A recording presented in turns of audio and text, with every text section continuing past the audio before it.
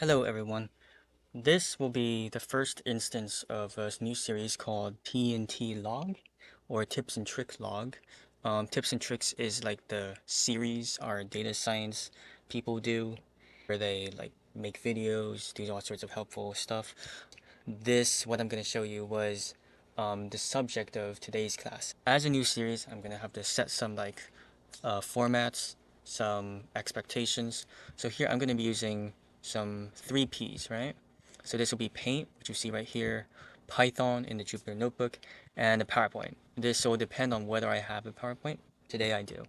Um, I'm also emphasizing a bit starting from scratch, right? I've seen a bunch of instructors come here with like fully fledged notebooks with all these different examples waiting to be run, right?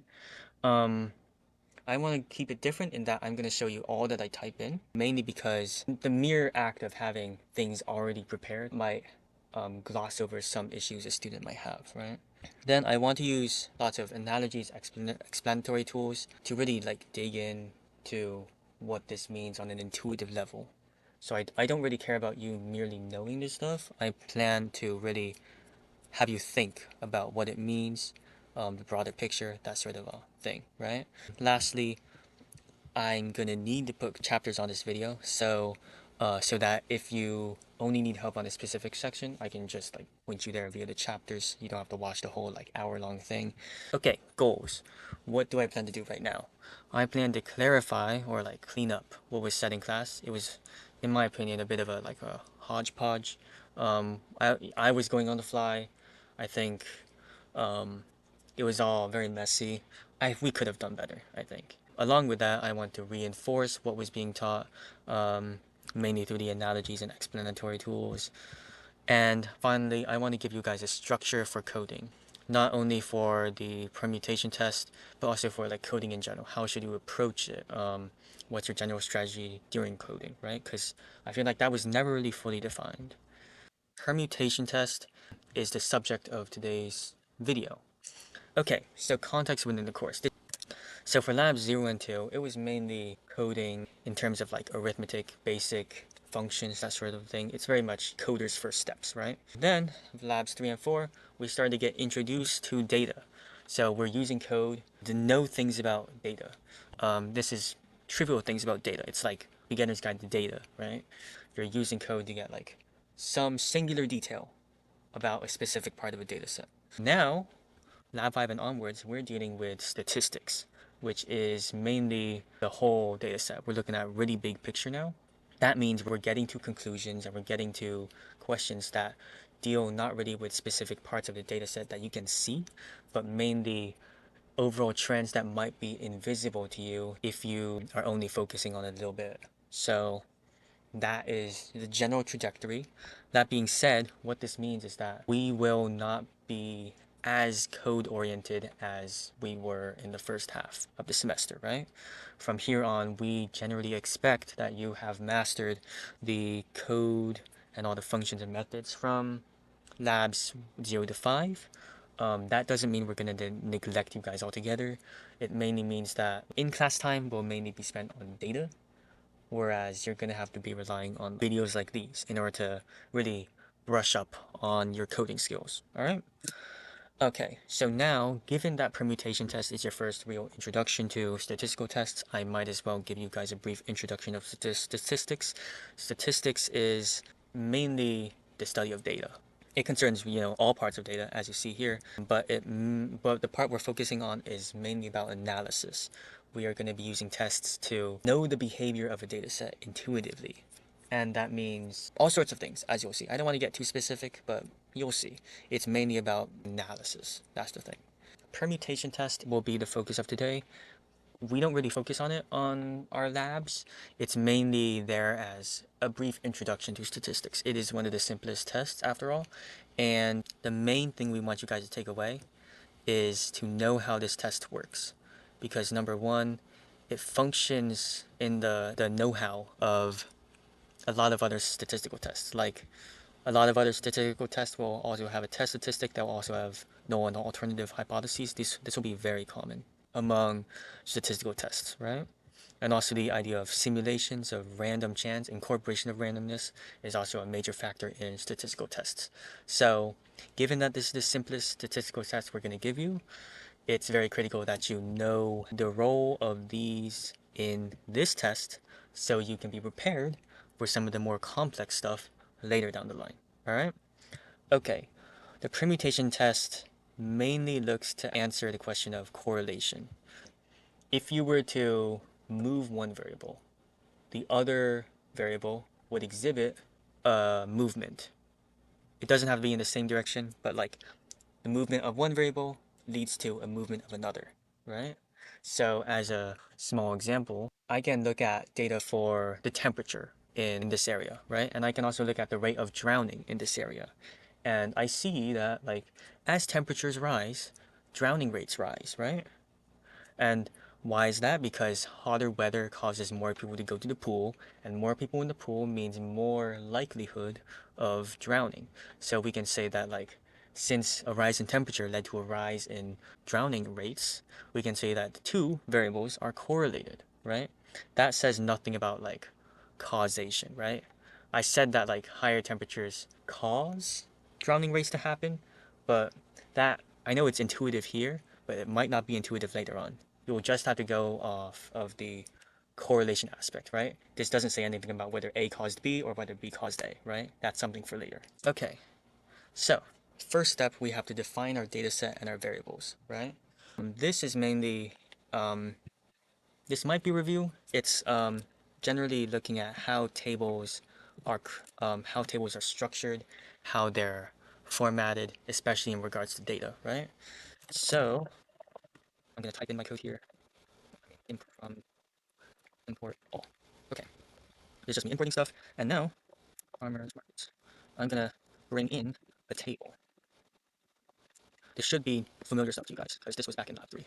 So what I want to show you guys is a very small thing, but I want to show you what rows and columns are used for in data sets. So in a row, all the details in a single row correspond to one so-called observation, right? So what this means is that if I were to look at this first row, they have a market name of Caledonia Farmers Market Association, Danville, right? Um, all the details on these in this single row are descriptors or like variables of this market association at Danville, right? We can look at the county. We see that it's in Caledonia. That being in Caledonia describes this market. It doesn't describe this market or this market. It's purely a descriptor of this market alone, right? And same thing, like Parma corresponds to Stearns Homestead Farmers Market.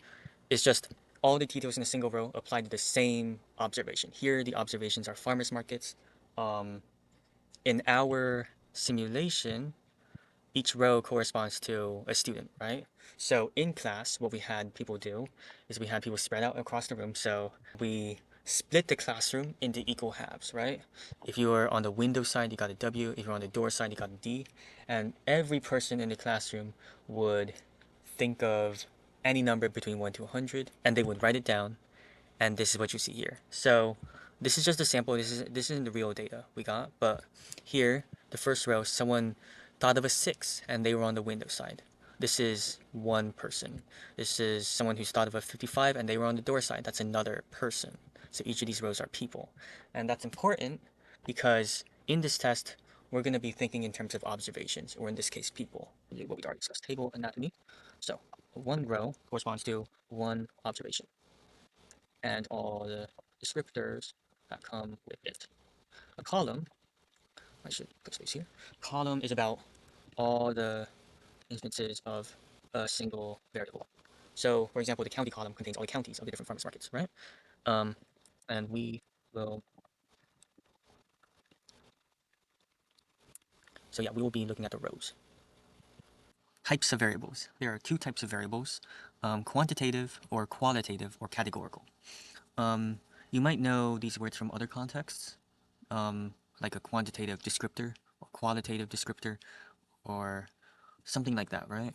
Um, in terms of data science, um, we use them to refer to variables. So to illustrate what I mean, I'm going to create a table. I already have the table here.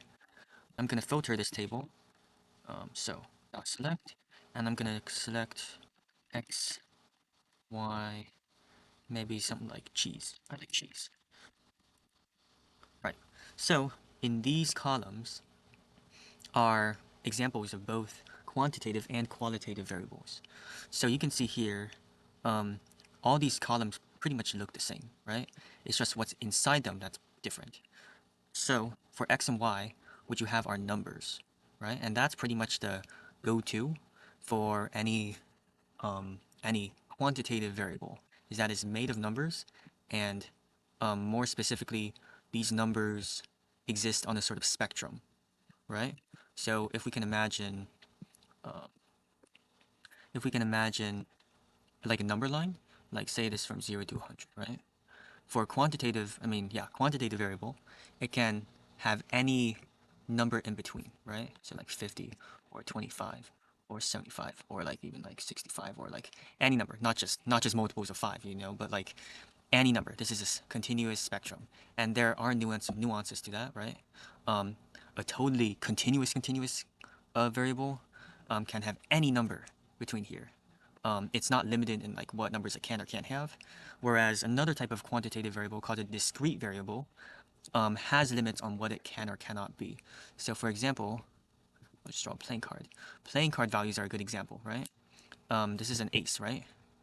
Or I shouldn't do an ace. I'll do a different card. So imagine this is a 6 of hearts, right? That's a 9, but like imagine it's 6 upside down. But here you can have you can have a card that is a 6. You can have a card that is a 5, but you can't have a card that is like a 5.5 or a 6.5. That means these card values are discrete variables. They can have certain values, but they can't have others. They're just limited. They are a spectrum, but they're just limited in what numbers they can choose within that spectrum. All right, so that's a general overview of quantitative variables. Now we move on to qualitative variables. So this third column, cheese, is a good example of a qualitative variable, right? It consists of values that fit nicely into discrete groups. Those are totally discrete. And what I mean is, going by the cheese example, it has values of yes or no, or y or n. And that means in these are the markets that do sell cheese, and in these are the markets that don't sell cheese. Now, what's important are that these two variables, these two variables are not interchangeable, right? If this were a quantitative variable somehow, it would be like yes here, no here, and then a whole line of values here. But that's not the case with a qualitative variable. This qualitative variable is completely separate. Um, not not this qualitative variable, but like the types of values this qualitative variable can have are totally separate from one another. It's either yes or it's either no, and there's no in between. That's the main thing, right? Now there are caveats. It's like you can have I'll say a qualitative is represented by letter, a quantitative is represented by a number. So like I'll just write a number symbol. Here, you don't really think about like qualitative or quantitative in terms of one or the other. It's more a spectrum. So here, the cheese example would be right here. It's like totally qualitative. Everything's totally separate from another. That's a totally qualitative variable. Here, with this spectrum, is I'll just say x and y because those are the column headers here. Those are totally quantitative variables. They're totally continuous. They are continuous. They can have any value between, in this case, 0 and 100, right? And in the middle are what we call the discrete ones. So that would be the card example, right? So give me a second. I'll just write that down. So cheese would be a totally qualitative variable. The card example, would be a discrete but quantitative variable. And the x or y, would be a continuous quantitative variable. And the thing to note is this is a spectrum of how limited the values a variable can have are. Here, they're just very limited in values. It's either yes or no, and it's nothing else. There's no in between. Here, the discrete, you have some options. You have ace, 2, 3, 4, all the way to king, right? That's definitely a lot more freedom than a qualitative variable, but it is still limited. It's discrete values. Like not all the values are open to you. You can't have a card of 6.5, right? Here in the continuous quantitative, all the values are open, so it's free, so no limit within the appropriate bounds. So no limit to values available. You can read that, right? Okay, good. That's quantitative and qualitative. We got that. Now, the the permutation test that we're going to study requires something like this. Permutation test requires one qualitative variable and one quantitative variable, right? Now the reason for this is that the qualitative variable will be the basis around which this test is designed. And I should be more specific in saying this qualitative variable must be binary, at least like limited to exactly two variables, no, not variables, values, right? So what I mean is the qualitative variable must have exactly two different values. So this cheese one is a good example. It has only two values it can have, yes or no. If there was a third one called like moldy, right? It does serve cheese, it doesn't serve cheese, it serves moldy as hell cheese. Those are three values, and you can't do a permutation test unless you exclude the moldy one, unless you focus specifically on two variables. Okay, so now we get to null and alternative hypotheses. So these are the two possible conclusions you can get from the permutation test. And the core of it is the following. So for the null, it says that the correlation does not exist. Between the qualitative variable and the quantitative variable, there is no correlation. Any and all behavior that you see between the quantitative and qualitative variable is solely due to random chance. The alternate variable says the opposite, says that there is some correlation. And remember that we talked about correlation as being one change in a variable manifests as another change in the other variable, right? So if the qualitative variable is changed, the quantitative will as well, right? A good way to visualize it is to look at scenarios where the null and alternative are true. So I'm going to draw you two scenarios. So say, first off, let's do one where the null is true. So the null says there's no correlation between the two. Now remember, we're dealing with window and door. So those on the window side, their numbers would go here. Those on the door side, their numbers would go here. Now, the null hypothesis says that there is no difference in numbers. There's no significant difference in numbers between window and door, right? Just populate the numbers. 86, 4, and then here's like 56, 49, 5, 12, and then like 22, 37, something like that. Start with that 88, okay, so like 22. Sure. Okay. So this is a case in which the null would probably be right, right? Now, in order to get the null and alternative hypotheses, the core question we're asking is, if we're looking at the window right now, and we see the distribution of numbers, and then we look at the door, and we look at their description of numbers, does the movement between window and door seem to have a meaningful difference, right? If we look at the windows and we look at the doors, and we see that their distribution of numbers is very, very different, we would say the alternative is true. If they were pretty much the same, if they were around the same range, we would pretty much say that the null hypothesis isn't true. They're pretty much acting the same in terms of how distributed their numbers are. It's pretty much the same. Now compare that with something like and window and door.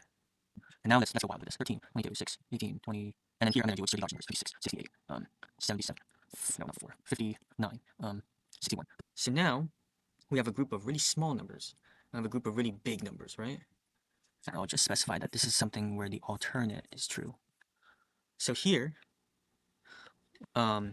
if we were to look at the window side with all the small numbers here, and we look at the door side with all its huge numbers here, we see that there's a clear difference between the two, meaning that when we went from the window to the door, there's a huge jump in the numbers that we saw. And so now we can say that there is a definite change between window and door. Remember now that window and door are the two values of the qualitative variable. The qualitative variable is location in the room. The possible values that variable can have are window or door. And we see that going from one value to another in one variable, that qualitative variable, produces a change in the other variable, mainly the numbers in each one. We saw the numbers in window jump when we went to door. That was a change in that quantitative variable that came when we looked at the qualitative variable change. Good? Okay. I'm explaining it the best I can. So, I had built here like a spectrum of sorts, right? So this simulation part, that's spoilers. You'll see that later. But here, what I've illustrated is the null. So the red and the blue here represent the two ranges of values for window and for door. So here, window and door pretty much overlap. They have pretty much the same general range of numbers. And that's pretty much the case here.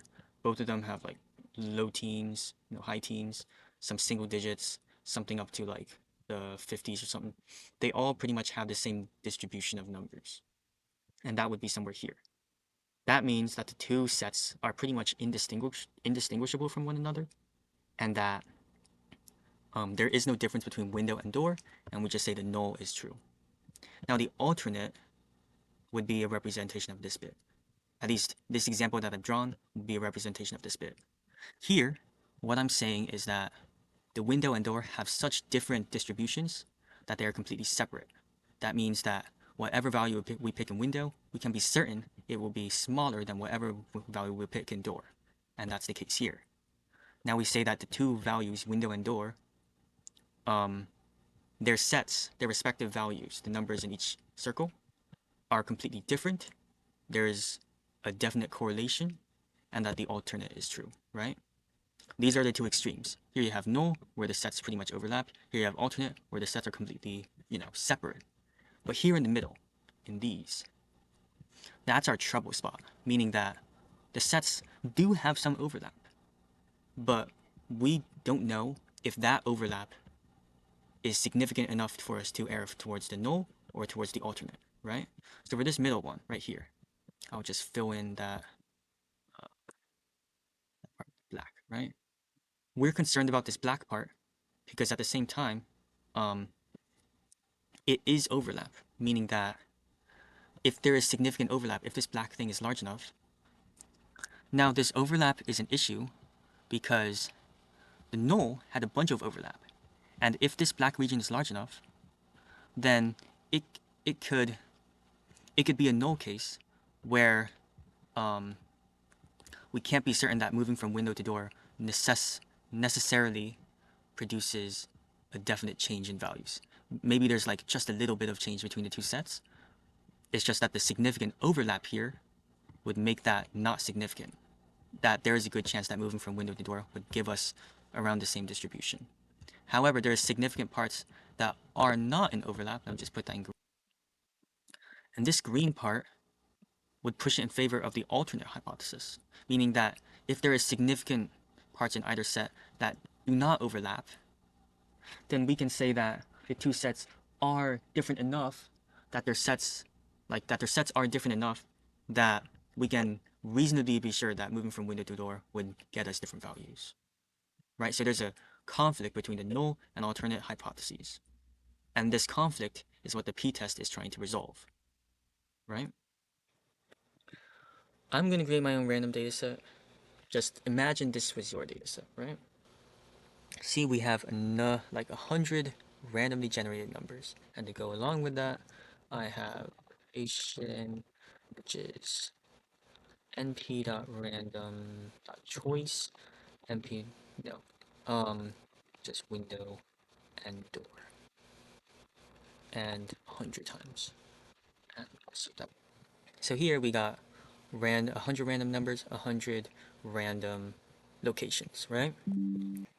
So now what we have to do is we have to create our table, right? So I'm gonna say fake table. Sure. A bit derogatory, but whatever. Table.with columns. Oh yeah, no. Numbers. Numbers. Location. Location. And we'll just have it display. Table. Oh, right. See, I make mistakes all the time. So now, what we need to do is get test statistic. Right. Remember what I said? We have to group all the windows together. We have to group all the doors together. So what does that mean? We have to first create separate tables with only W and with only D, right? How do you do that? We got a filter. So take table where, that's our filter function. W, where, what's our column header? Location. Location, yeah, R equal to, but a good shortcut, you don't have to do it you don't have to write R equal to, you can just write whatever it's equal to. And we get that. Oh, I said it was W and D, okay. Just being consistent. All right. So W equals the same thing. Fig table dot where location W, and we get that W's. So roughly equal. Okay. So now what do we do? Once we've split them, we need to take the average. So how do we take the average? Well, we can't take it in a table format. We have to turn it into an array and then take the average of that, right? So let's start with the W because we can actually see that one. Okay. What do we need to take the average of? Numbers, right? So we would extract the numbers column and then take the average, right? How do we extract the numbers column? We do it via table, so that's our fake table, dot column, and our header numbers. This is what we get, an array of numbers. And so all I gotta do is surround that with np.average, and that'll give us our average W. I'll just make that a variable. And same thing here. I can do average D, and that would equal the same thing, except, oh, not fake table. Oh, I'm doing it across the whole table. Oops, that's my bad. We're just gonna do the filter W table and the filter D table. That is my, oh, I didn't get them to call, but right now I can just define the test statistic. It's just the average W minus the average D. Now you can do average D minus average W. This might affect how the end result comes about, but other than that, no big deal. So I'll just have it call, and this is our test statistic. So on average, the W, the Windows side folk, were about 1.4, around root 2, around 1.4 above the numbers of the D, the door side, right? So that's our test statistic. In essence, in theory, the test statistic is a descriptor of the behavior. So, on average, going from D to W nets us an average increase of 1.4. Now, what the actual test is asking is whether this 1.4 is significant or not, right? So, simulation, this is like the juicy part, right? You got to pay attention here. Let me just quickly draw up what we did in class. So, what we had done, so you guys are the window folk, right? I'm gonna just draw you as happy faces. And then you guys are the door folk. So I have like 1, 2, 3, 4, 5, 6. So you guys are 6 as well, just to be consistent. All right. So this is what it was originally. There was some on the window side, some on the door side. And you guys had numbers attached to you. So I'll just do randomly. So like 6, 61, 49, 88, 4, 34, and 60, right? And then you guys are like 29 or 73. 73 was really popular today. 49, like 91, and like 6 and 18, right? And so in a simulation, what's happening is that we're like randomizing one of the variables. So in this case, that randomized variable is the location of the room. So we had it such that each person was given a die. If they were odd, if they rolled like a 1, 3, or 5, which is odd, they would move to the other side. If it was even, they stayed. So like some people would go here, some people would go there, Some people just go here, and I guess these would stay put. Or maybe like, let's just have it such that he goes here, right? Okay, and now we would get a randomized test statistic again. So let me write down what we did, right? What did we do, guys? Simulation. What did we do? We randomized, we randomized one variable, and we then took a randomized test statistic. And this would happen, so this is one instance of simulation.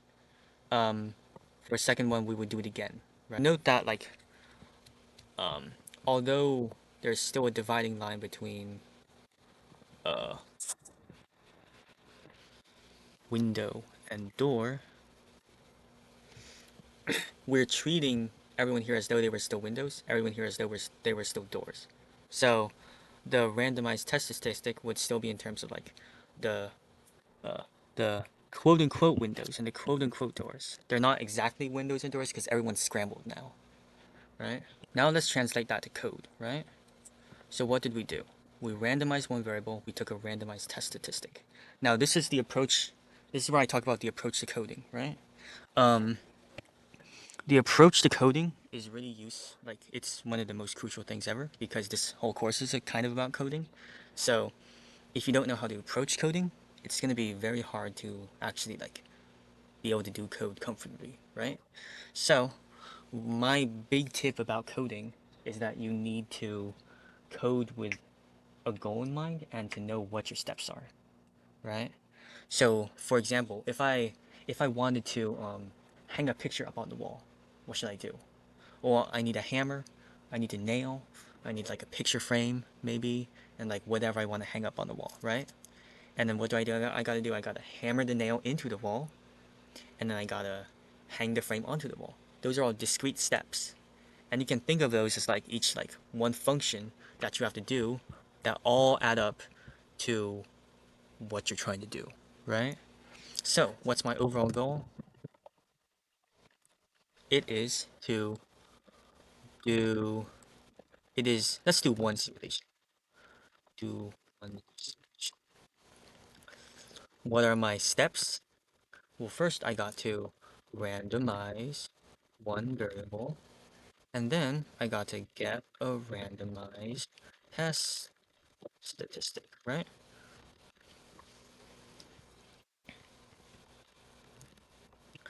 So, now there's many ways to do this, especially the randomizing one variable, but I'm gonna do something here that I feel is the simplest one, the easiest to comprehend.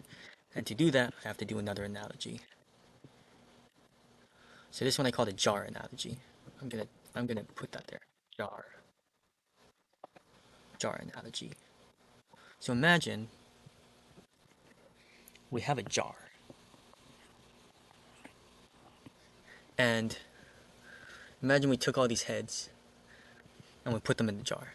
So it would be like what that.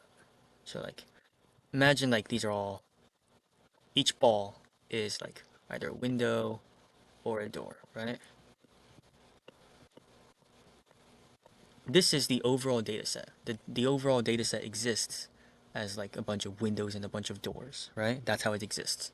We could, in theory, let's just bring that down. We could, in theory, separate all these, sort them all out, such that we have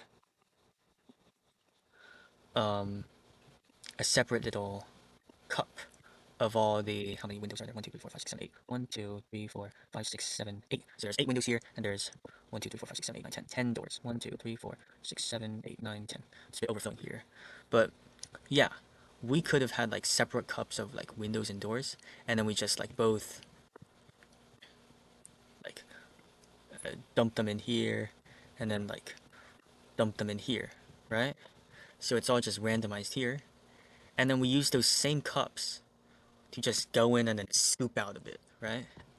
So what that means, so imagine this cup is now empty. I should draw an empty cup. is now empty, right? And what I do is I have this jar of all the windows and doors mixed up. I go in and I scoop up a bunch. And that scooping up is equivalent to, well, let me get to that first off. So let me just label this. These are, whoops, these are the windows, these are the doors. And they're like nicely sorted, but we just dump everything in here, mix them all up, and then we use the same cups. So I should label this again. So this was what was the window cup. I'll create another door cup, right? So these are the same cups as before that can hold the same amount of stuff. So this can hold 8, this can hold 10. Um, and then what I do with each of them is I take them, I go inside to the random, I scoop up a bunch. I don't care if it's actually windows or doors. And then what I end up with, well, remember that this can only hold 8. I have a cup full of 8 observations, 8 balls. So let's just say like 3 of them are windows, but like 5 of them are doors, right? And that would mean that the ones in here are 5 windows, and there's 5 in here, and there's 5 over there. So 5 more. 1, 2, 3, 4, 5. Right? So this is essentially what the code I'm about to write does. And this all hinges upon one special function that I doubt you've seen, Table.sample.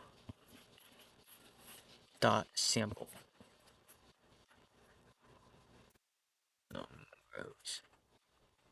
Now these two you would replace with, the table name and the number of rows you want to sample. But this sample function just gets in the table and just randomly selects that amount of rows. And that's what this does. Think of it as the cup. It can only hold 8 because that's how much windows there were.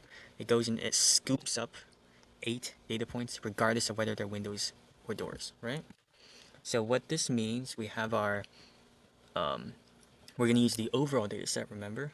So fake table, and then sample the numrows. So let's do W first. W.numrows. So here, just to show you, I run it. You can see some D's in here, even though we wanted, we were doing the sampling of W, right? And so, oh my goodness, there's a bunch of D's here. We run it again. It is all randomized each time. And it's getting 51 randoms because that's how many W's there were, right? How many rows are in the W table. Um, so now that we've got one of that, I should probably do this. So sim W. So this is the simulated W. And here's the simulated D. So same thing, fake table dot sample D dot num rows. So we've randomly done this. So this is our random W, random D. Now we've done the first step. We got to get the randomized test statistic. So that would be via the same thing here. We're doing the same thing we did to get the original test statistic, but now we're not using the actual like W and D. We're using the simulated W and D. So I'm just say average sim W equals mp.average, not W, but sim W dot column numbers, and average sim D equals mp.average sim D column numbers. And finally, we would do the random test stat equals average sim W minus average sim D. And let's just print it for good measure. Boom. So first off, we got a 4.0752. We run it again. Oh, it's different. Negative 0.774. So each time we're randomly taking from W and D, not from W and D, from the whole table. It's like scooping out. And then and then we're grabbing a random test statistic out of that, and that's what's causing all these different values to appear. So that was one simulation. I'm just gonna copy these. Now the next step, we have to do it 1,000 times, and we have to store them all in a designated list. Now that list, you all know, to create a list is to do, I'm gonna call it simulations. It's to just empty brackets, right? Simulations equals empty list. So we did that. Now we have to do it 1,000 times, and that is where we have to do the iterative loop for I in mp.arange 1,000. So this is just me telling it to repeat 1,000 times. And of course, I have to indent all these. And this last step, we can't just define random test stat because that doesn't really do anything. We want to just add it directly to simulations. Simulations.append that. That's how we append something to the list. And as a little bonus, I'm going to include something called a tracker. But whenever I have big iterative loops like this, I want to have at least some indication that my code is working. So what I'm going to do is if I sent 100 equals 0, I'm just saying if I, whatever number that is divisible by 100, then I'm telling it to print I, quote, simulations done. So, of course, I have to do an else pass. So this means if it's not divisible by 100, just leave it alone. Don't do anything. That's what the pass says. All right. So everything looks good. I'm just going to run this. Cool. That was quick. So 0, 100, 200, 300, 400. Did everything. So now we can look at simulations. And we should see 1,000 simulations. And I'm just going to make sure it actually is 1,000. 1,000. Well done. Now this part, the theory, that's really important. And it's also one of the most complicated stuff in this lecture, right? It's forwards. Assumption of the null. We are inducing random chance in this data set, right? I should write this down. This is important. Theory behind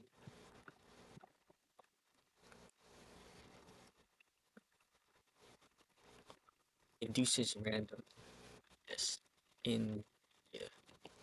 And what that means is it looks at what would happen, like what the behavior would be if um if it was truly random, meaning if the null hypothesis was true. And that's what assumption of the null means. It's just looking at what if the null hypothesis was true. Now, how this interacts with the data set, this is where I want to get into something called the card analogy. And I just thought of this on the train, so bear with me. Now imagine we had like the deck of cards. But here I want to think of two possibilities. Possibility one is that the deck is brand new. It's spanking brand new. It's right out of the case. No one's touched it yet. And what I mean by that is that it would just not be shuffled at all. Starting from the beginning, like ace, ace, ace, ace, two, two, two, two, three, three, three, three, all the way to kings, kings, kings, kings, right?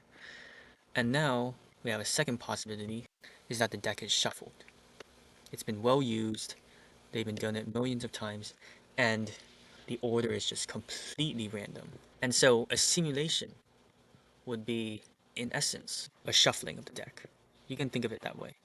So what would happen as a result is that in possibility one, what you end up with is like completely different from what you started out with. Now this is completely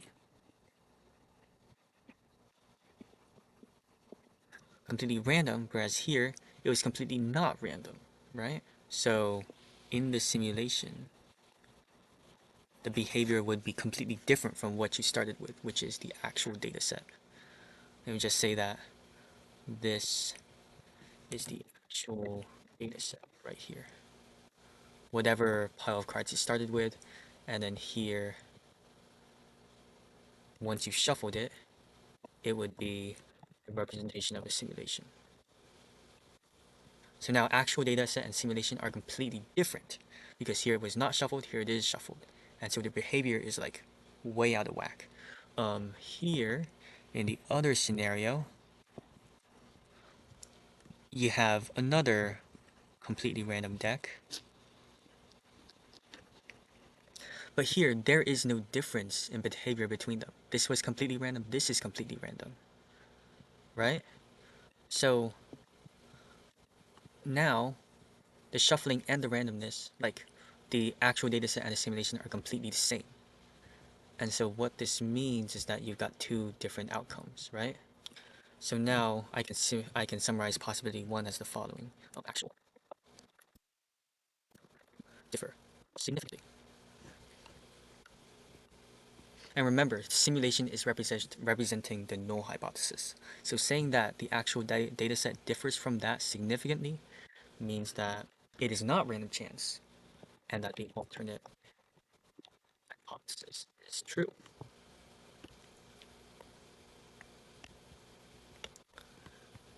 And here, since the actual data set and the simulation are pretty much the same in terms of behavior, so the null hypothesis is true. I'm going to go into detail about like the reasoning behind this later on, but this is in general what's it about. Like, is the simulation similar to the actual data set? Then null hypothesis is true, because if the simulation is random and the actual data set matches the simulation, actual data set is also random. P-value. Okay. So first, in order to get the p-value, you first have to like visualize what is on the graph. We don't have to visualize, but it's good to look, right? So, first, I want to visualize my simulations. I'm going to do plt.hist simulations. That gives us a histogram. Boom. We got simulations.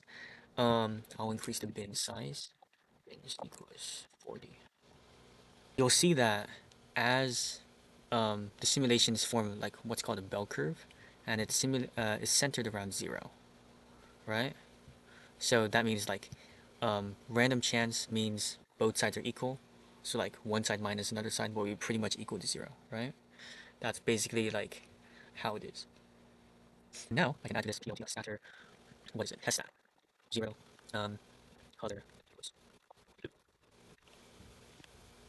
Okay, so that blue dot right down there is our actual test statistic, and the red is what the randomness generated, right? I just have 0 here because this is technically an x value and this is a y value. So I put the dot at the x value of the actual test statistic. The 0 is just because it'll be on the bottom line, right? Okay. So, measure. So the p-test, the p-value, is in essence a measure of how unlike the random and actual test statistics are. So remember how in the card analogy, you had actual dataset and simulation differ significantly or do not differ significantly. The p-value is a quantitative measure about like how much they differ by. And from that value, we can generate like conclusions about whether it's significant or not, right? And we do that by looking at what percentage of these simulations are bigger than the actual test statistics, right? So p-value is, well, first let's define our goals. This is something I want to emphasize, right? Goal. P-value. What is it? The percentage of random, I'll just say they are contained in the variable simulations that are bigger than the actual test stat, which is in the variable test stat, right? This is pretty complicated.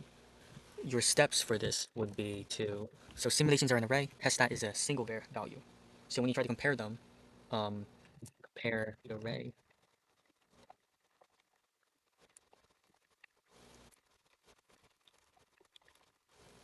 with booleans, and then use np.count non-zero to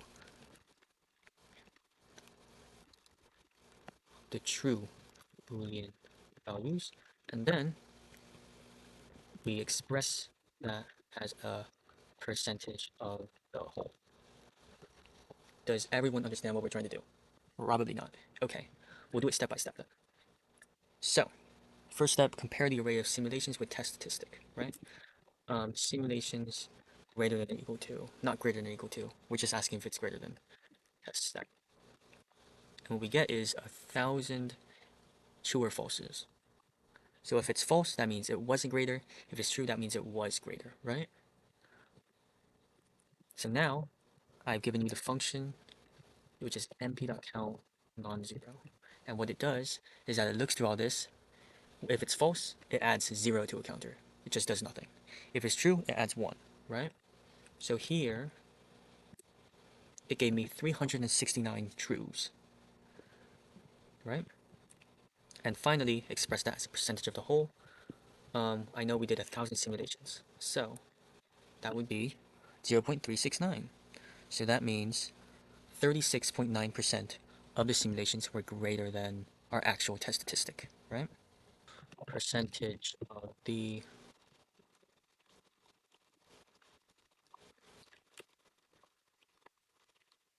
that is the core of the p-value, right?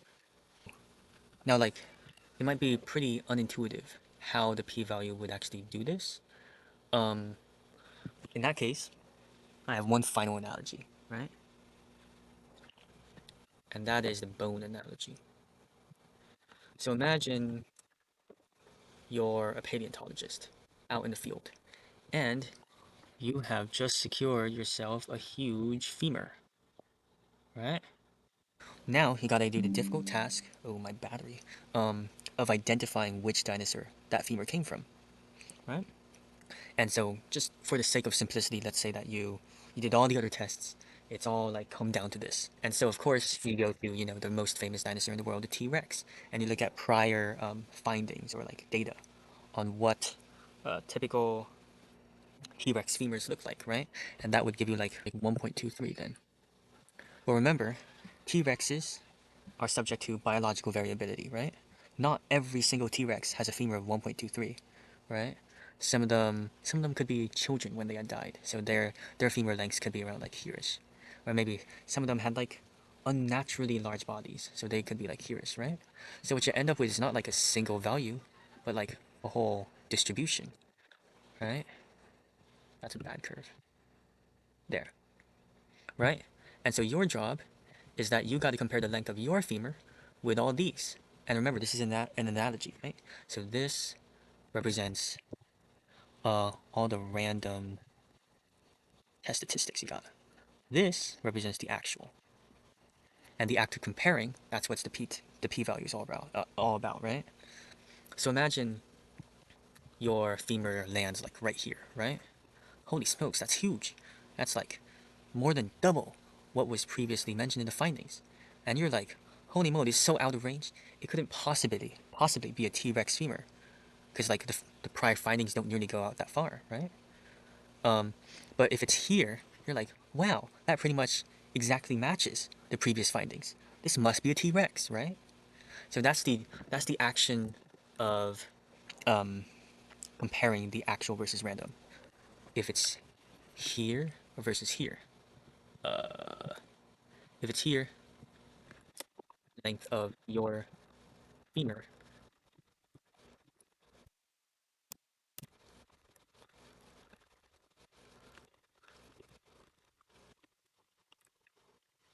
So if the length of your femur is here, it matches the lengths of prior T-Rexes, and you have a T-Rex. You can be reasonably confident that you have a T-Rex. Whereas here, I'll just lengthen this, um, of your femur,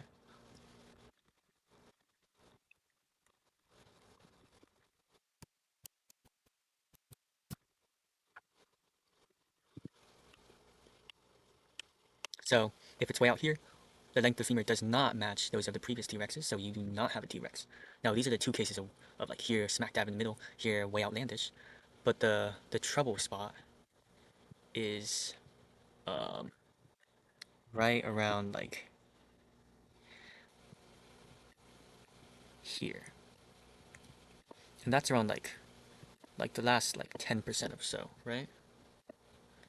Um, this is the trouble spot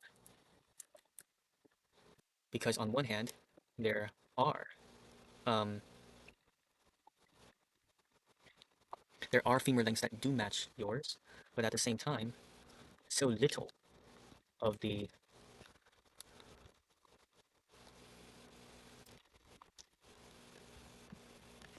like it's not way outlandish. There are femur lengths that do match yours, but that is only like a sliver of the population.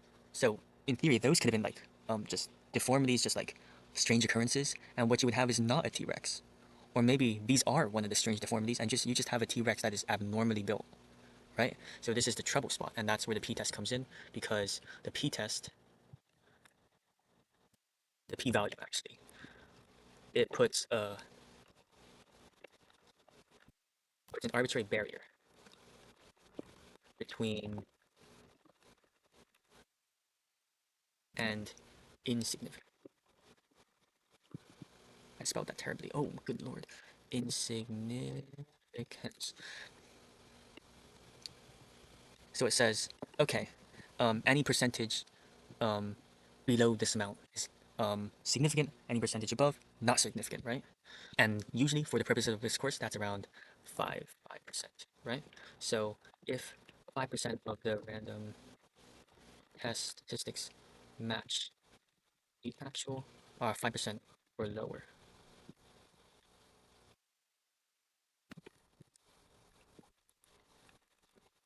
we we can say that it is significant and that the alternative hypothesis is true, right? Does this mean? Well, we got a p-value of 36.9. That's a huge amount. And that means that enough of the simulations match its behavior for us to say that this is just not significant. There is no significant difference between the window side and the door side, right? That's our main conclusion. Let me just write that down here. So 30 to 29% is greater than 5%. So we say that this is not significant. And we just say null hypothesis is accepted. That's our conclusion. If it were less than 5%, we would be like alternative hypothesis is accepted. All right, null random chance means no effect. It's not significant. It's just due to random chance. Alternate means there is an effect. Something must have influenced like the window side or door side. Excuse me, for people to think of different numbers, right?